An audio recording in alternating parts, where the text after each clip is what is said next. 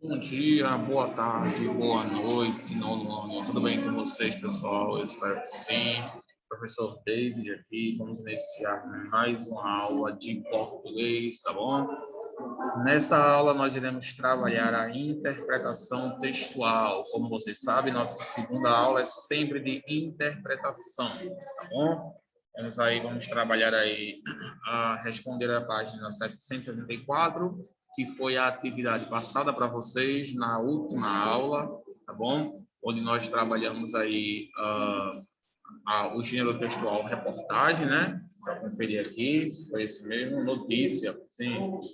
Trabalhamos aí a notícia. Vimos também já a estrutura desse gênero textual e nessa aula nós vamos dar continuidade, vamos dar prosseguimento, tá? A nosso estudo, tá bom? E vamos responder aqui a página 174 e através dessa página 174, pessoal, nós iremos aí dar também prosseguimento, dar continuidade ao nosso estudo desse livro, tá bom? Eu espero que vocês tenham tido aí um ótimo final de semana, que estejam tendo aí também uma ótima semana, tenham descansado e que estejam se preparando também para as provas. Lembrando que as provas já estão perto, tá? Eu tenho certeza que vocês têm estudado bastante nessas provas, tá bom? O conteúdo vai ser simples, só apenas aquilo que a gente estudou, portanto, não se preocupem, ainda não fiquem nervosos, não se preocupem com nada, isso, tá bom? Porque a prova ela foi simples, tá bom? Então, sem mais delongas, vamos dar continuidade aqui. Peço que vocês peguem seus livros e abram na página 174, página 174 do livro grosso de português. Enquanto vocês abrem, eu vou aproveitar para colocar o nosso cabeçalho, para darmos início oficialmente à nossa aula, tá bom?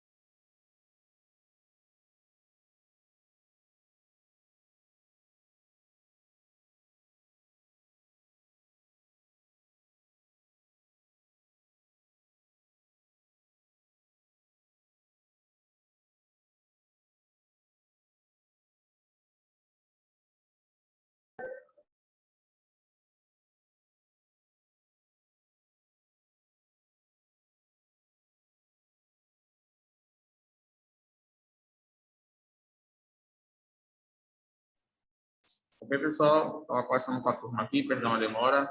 Vamos lá, então. Página 174. Eu vou compartilhar aqui o meu livro com vocês. Bom? Pronto. Então, página 174, nós já temos aí a primeira questão, que diz o seguinte: qual é o objetivo comunicativo dessa notícia? Gente, como vocês já responderam em casa, vocês tiveram tempo para responder essa atividade, a gente não vai precisar voltar para o texto para fazer algum tipo de reflexão sobre essa questão, porque vocês já realizaram em casa, é apenas a resolução, ou seja, eu vou apenas aqui dar a resposta para vocês e explicar o porquê. Então, o objetivo comunicativo da notícia é informar ao leitor brasileiro sobre ações terroristas do Estado Islâmico contra o patrimônio histórico do Iraque. o resumo de toda notícia, o objetivo de toda notícia é isso, é informar sobre as ações do Estado Islâmico. Toda notícia ela tem um objetivo, pessoal. Ela visa informar algum conteúdo específico, alguma notícia específica. E o objetivo dessa notícia é informar isso daí, tá? Essas ações terroristas do Estado Islâmico, beleza? Pronto. Segundo, em que local é a maior atuação do Estado Islâmico? Tudo isso, claro, de acordo com o texto, tá? Todas essas respostas interpretativas, elas estão presentes no texto. O maior local de atuação é no Iraque. Ao informar os leitores, a notícia cumpre uma função social muito importante. Pensando nisso, explique por que essa notícia foi relevante para a sociedade. A maior parte das notícias, pessoal, elas têm que apresentar algum objetivo útil e relevante à sociedade. Elas precisam ter uma função social importante, tá bom?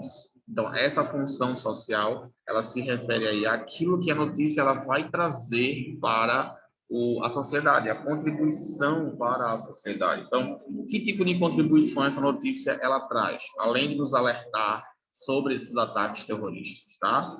Ó, porque a história da humanidade pertence a todos, tá bom?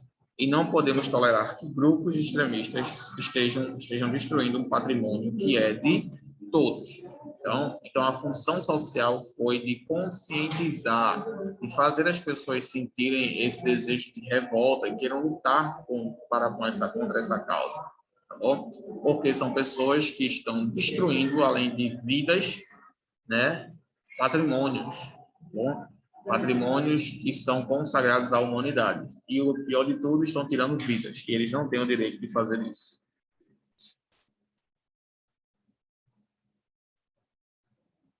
Quarto, a notícia é um gênero textual marcado pela objetividade e clareza no relato das informações. Por esse motivo, geralmente é um texto curto, que visa relatar apenas o necessário acerca dos fatos. Textos jornalísticos que investigam mais a fundo os fatos, normalmente tratando-os sob vários pontos de vista, não são notícias, mas reportagens. Assim, nas notícias, o jornalista raramente se estende na abordagem dos fatos. Ele busca apenas o essencial, que pode ser bem respondido com as perguntas básicas, como o que, quem, quando, onde, porquê e como.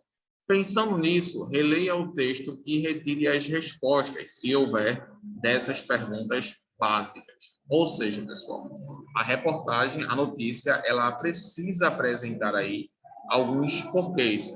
Que, quem, quando, onde, porquê e como.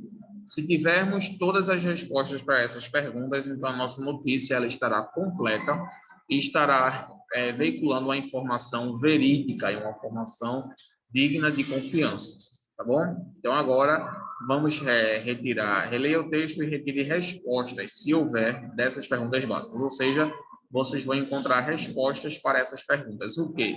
O que pode ser aí o grupo extremista destrói sítio arqueológico. Quem? O grupo extremista, que é o Estado Islâmico. Quando? No início da semana. Onde? No Iraque. Por quê? Porque o Estado Islâmico alega que as imagens corrompem sua fé em Alá, pois são usadas para idolatrar falsos deuses, tá? Como? Usando paz e outras ferramentas. Então, a nossa notícia, ela está consideravelmente completa, por apresentar todas as respostas para essas perguntas essenciais a uma notícia, tá bom?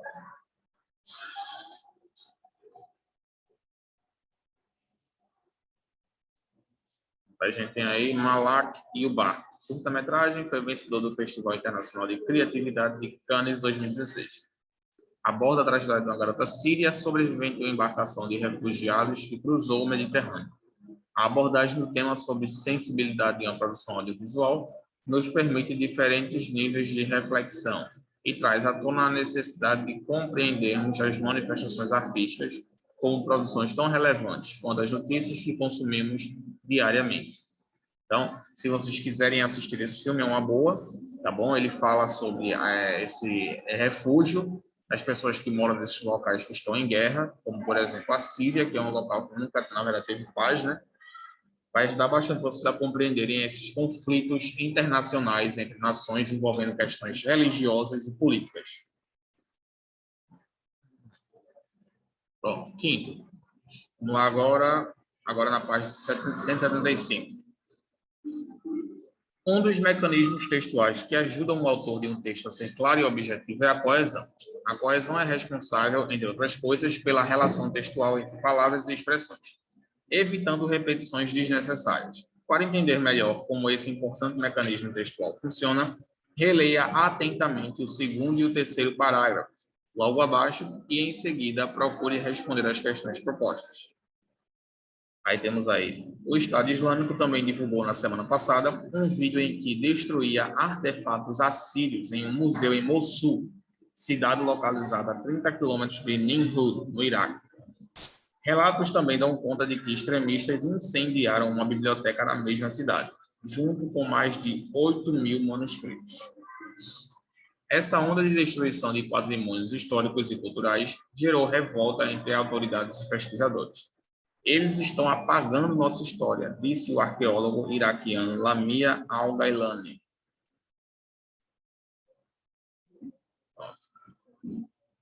Aí vamos aí agora para as respostas a essas perguntas, tá? O termo extremistas retoma qual expressão colocada anteriormente? Retoma ao Estado Islâmico, né, pessoal? Eles que são considerados aí os extremistas, tá bom? Letra B. Segundo o manual de redação e estilo do jornal O Estado de São Paulo, o jornalista deve procurar escrever com simplicidade. Por isso, deve dispensar o uso de palavras raras, de difícil compreensão. A regra é bem simples. Não escreva o que você não diria. Assim, uma pessoa rejeita um convite, não declina de um convite. Uma solução é adiada, não procrastinada, tá? Um desentendimento gera uma discórdia, não uma cisânia. Tendo isso em vista, por qual palavra poderíamos substituir a forma verbal divulgou, sem alteração de sentido? Ou seja, pessoal, ele diz aí que na notícia é interessante que você use apenas vocabulários conhecidos, vocábulos que são de conhecimento de todos. Evitar aquelas palavras muito formais que podem acabar comprometendo a compreensão da notícia por parte do leitor. Então, o ideal é que você sempre utilize o vocabulário mais simples, tá bom?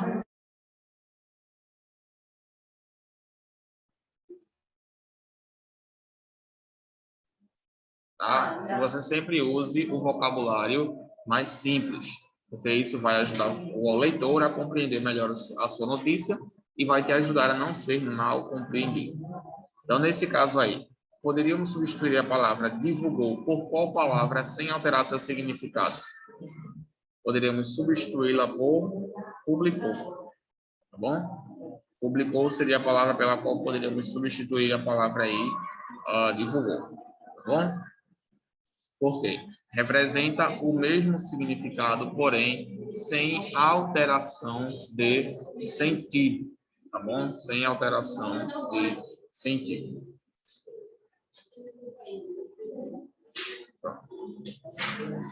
Letra C agora. No trecho, eles estão apagando nossa história, disse o arqueólogo iraquiano Lamia Al-Gailani. Poderíamos usar que palavra para substituir o termo destacado? Nesse caso aí, apagando, poderia ser substituída por qual outra palavra sem que alterasse seu significado. Lembrando que apagando aí está sendo usado no sentido figurado, né? Pois não indica um apagão de fato.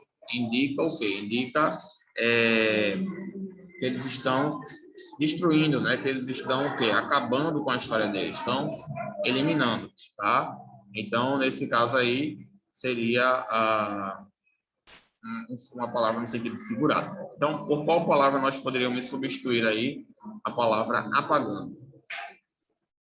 Poderíamos substituir por, nesse contexto aqui, poderia ser apagando, poderia ser acabando, destruindo, né? Eliminando, Tá? Várias palavras aí podem ser usadas para substituir essa palavra aí, sem alterar o seu significado. Tá? Pronto. Sexto quesito agora. Como a notícia, em geral, é um texto breve, pode ser que alguns termos ou informações sejam difíceis de compreender por parte do leitor. Para evitar isso, perdão, pessoal, deixa eu botar aqui. Pronto. Para evitar isso, o jornalista pode recorrer a termos ou orações de valor explicativo. Essas ferramentas cumprem o duplo papel de informar o leitor e facilitar a construção do sentido. Elas cumprem esse papel.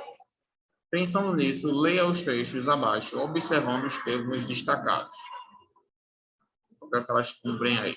Primeiro, é considerada pela Organização das Nações Unidas para a Educação, a Ciência e a Cultura, que é a Unesco, órgão ligado à ONU, um patrimônio histórico da humanidade, segundo parágrafo. Ao mesmo tempo, o grupo terrorista pôs à venda alguns artefatos no mercado negro, transformando antiguidades em uma importante fonte de renda para o grupo, junto com o petróleo e sequestros. Terceiro, o grupo extremista segue uma vertente radical da Sharia, lei islâmica, segundo a qual estátuas são usadas para idolatrar falsos deuses. Está no fim do parágrafo. Último, esses bárbaros terroristas criminosos estão tentando destruir o patrimônio da humanidade. No sexto parágrafo. Tá? Então, nesses trechos, o termo destacado esclarece o sentido de um substantivo expresso anteriormente em, e a resposta aqui é a letra C, o primeiro e o terceiro, tá? Ok, ou seja, pessoal, nesse caso aqui ele quer saber quais são as alternativas que apresentam essa descrição, tá? Essa descrição de uma palavra, de um termo, tá bom? Normalmente a gente vê isso aí em textos onde tem palavras que talvez a gente não possa conhecer. Aí a gente coloca aí uma oração com um valor explicativo. E no caso aqui, por exemplo, no primeiro, é considerada pela Organização Mundial a Ciência por Unesco, que é o órgão ligado à ONU. Ele está fazendo uma referência, está fazendo uma explicação acerca desse órgão aqui, para as pessoas que talvez não saibam. A gente chama isso aí de nota explicativa, tá bom? No segundo, nós não temos nenhuma nota explicativa. Essa locução aqui, ela não é uma oração explicativa. Ela não está explicando nada. Está, na verdade, apenas continuando a notícia, mas não está explicando nada. O terceiro, lei islâmica, está explicando o sentido de Sharia, que é a lei islâmica, né? Se a gente tirasse essa nota explicativa aqui, eu, por exemplo, não conheceria, eu não saberia o que isso se referia, porque eu não conheço a lei islâmica, tá? Mas nesse caso aqui, Sharia se refere à lei islâmica. E o último, esses bárbaros, terroristas criminosos também não está descrevendo as pessoas, está apenas atribuindo características a eles, tá? Então, a resposta correta é a letra C, que apresenta a primeira e a terceira, que são alternativas que apresentam notas explicativas acerca de algumas palavras mencionadas aí, tá bom?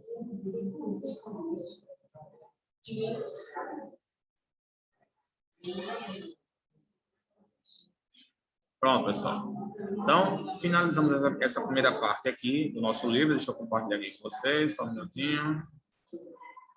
Bom, na próxima parte do capítulo aí, vai falar sobre as orações subordinadas, que é um assunto que a gente ainda não iniciou, que a gente ainda vai iniciar no nosso livro, pois no começo do nosso ano letivo, devido a algumas dificuldades que vocês estavam tendo com a questão das orações, das estruturas, eu optei por deixar esse capítulo para trabalharmos por último, tá bom? Para trabalharmos por último, considerando que vocês estavam com um pouco de dificuldade. Então, vamos pular também aqui essa atividade de orações subordinadas e vamos deixar para o final do nosso ano letivo, tá bom? Que será o nosso último capítulo a ser trabalhado na disciplina de gramática, ok? Muito bem, pessoal. Então, vamos dar continuidade aqui agora com a aula de interpretação textual. Beleza? Temos aqui na página 180. Abram aí página 180. Temos aqui uma notícia.